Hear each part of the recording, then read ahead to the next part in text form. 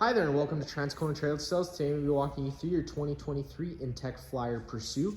We're just going to start off at the back of the unit. If you notice right down at the bottom there, you do have a 2-inch receiver. So you can hook up that bike rack if you were to want to do so. I wouldn't really want to be putting much more weight than that onto that receiver there. You also have an entrance to get inside the unit, which I will show you quickly, but we will show you inside the unit in 1 second. To open up the second door, there is just a latch on the other side, and it just opens up like so. They are on assist handles, and you get a view inside the unit. I'll show you inside the unit in a second though. Also at the back, you have access for a loading light as well as the main light switch, but that's also at the front, which I'll show you in a minute. Coming to the left side of the unit, you'll notice in this corner, as well as all 4 corners of the unit, you do have landing gear. The way that works is you're going to take the tool, which is located in the front compartment, which I'll show you in a minute.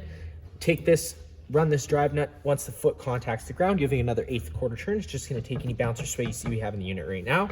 One thing I will mention, because this is a very short, smaller unit with not a lot of tongue weight, if you're ever climbing around inside, you do want to make sure you have this landing gear down. That way you don't run the risk of flipping this up and running it into something or whatever. So just always making sure you have that landing gear whenever you're going inside, climbing around. Or if you're hooked up to your tow vehicle, you should be okay. You got your spare tire. And then you got your power cord inlet, which is a twist lock. Taking note of that notch there. It lines up with this notch here. It plugs right into place. 1/8 turn to lock it in. You got that threaded collar to really lock it down. If you follow that cord back, you do have your standard 30 amp plug in. Most campsites should have this and you can plug right on in.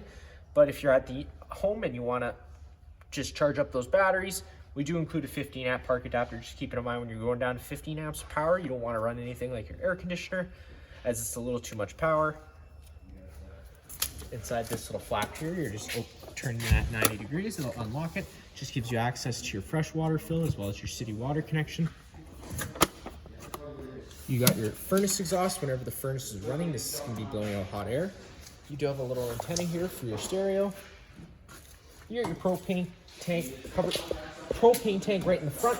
Typically does have this cover on. I just have the cover off for the purpose of video to open up the flow of propane. You're just opening up this valve all the way. It opens up the flow of propane to the unit. You got your tongue jack, one way up, the other way is down. Then inside this front compartment here, under this black box is your battery. It's hosed inside here, and then you have your battery disconnect. With the battery disconnect on, like it is right now, the batteries are connected to the unit. If you were to turn that off, the batteries become disconnected from the unit. You do have this nice hose here, which I'm going to show you. Comes over to this side.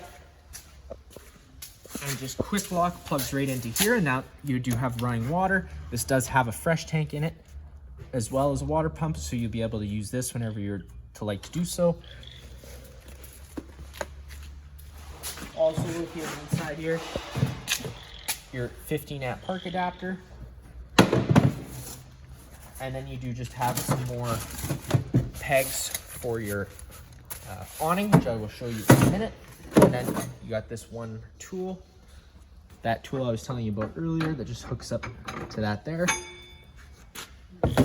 That's going to be it for inside here. Inside this compartment, you're just taking that, opening it up, and it'll allow this to flip open. When you do flip this open, you got this little hook here. It lines up with this here, and it'll hold it into place. Hold that compartment door open. Just slide open your little kitchen area. You're just taking this, pushing this down. It'll unlock it and allow you to pull it out. Then it locks into place. You notice you got this little hose that's clipped in right here. That is just your propane quick connect. That's for the stove here. You're just going to take this and run this down over. You got your little yellow dust cap. Always making sure you have that on whenever you're not using it. Plugging it in, locking it into place, and then opening up the flow of propane to the line like so. You'll notice whenever this is on, it also won't allow you, for an added safety feature, to disconnect it. So you do just have to turn it off to disconnect it. And then right up top here, your kitchen accent light, which turns on this little light here. Then you got your water pump switch, which will turn on your water pump, which draws from your fresh tank. And then you got your fridge button, turning that on, does turn this fridge on. And then you got 2 GFI plugs here, as well as the main GFI. You got test on the right, reset in the middle. If you ever have an outlet that doesn't work, that would be the first place I'd check.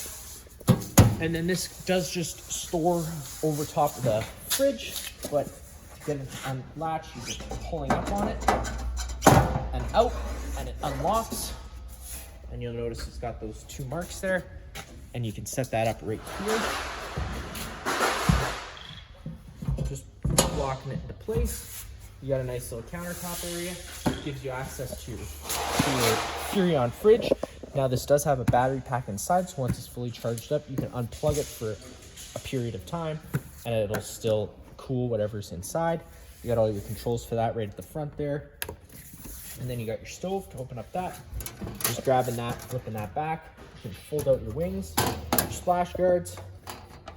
Take that, turn it over to light. Hit that sparker, fires right on up. Always making sure you allow this to cool down before you flip it down. To get this all to slide back into place, you're making sure that you have the quick connect disconnected and off. Lock it back into place here. Also located underneath the stove. It's just a nice little storage area. You can push this red tab and allow it to unlock. And you can slide it back into place inside here.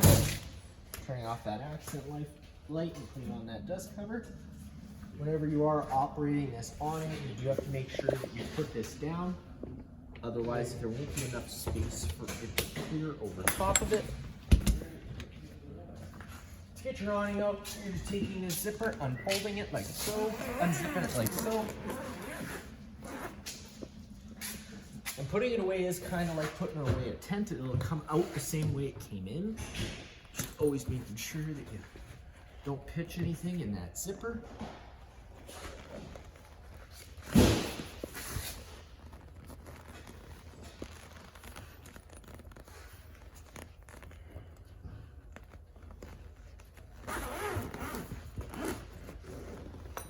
And you got your 3 straps here that you just have to undo.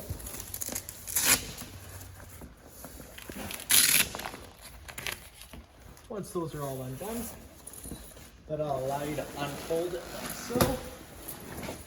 And it does swing all the way around the whole front of the unit. It's actually very nice.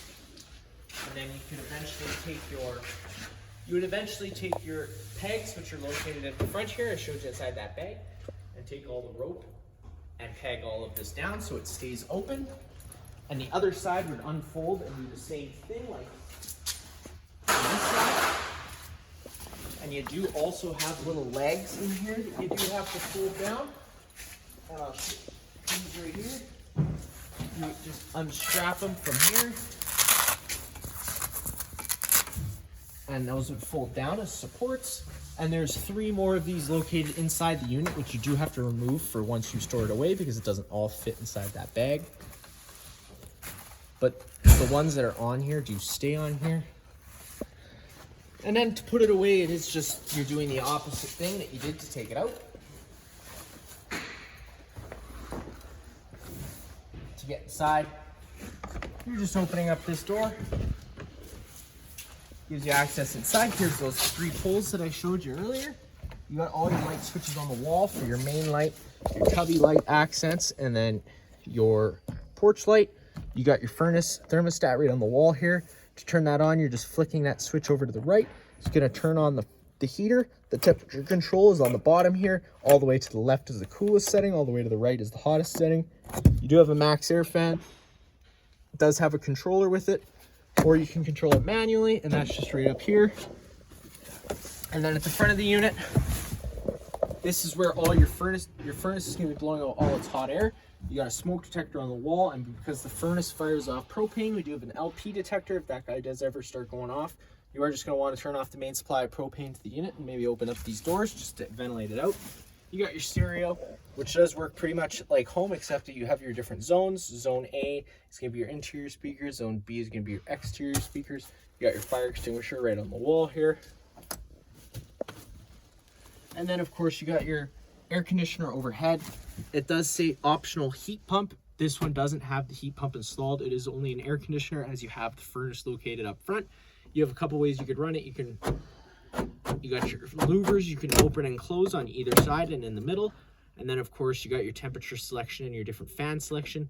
With the knob pointed to the gray area of the fan selection, it's going to be running just the fan, no cooling involved. And then turning it over to the blue does engage the air conditioning. And that's going to be it for this unit here. If you have any other questions, feel free to give us a call.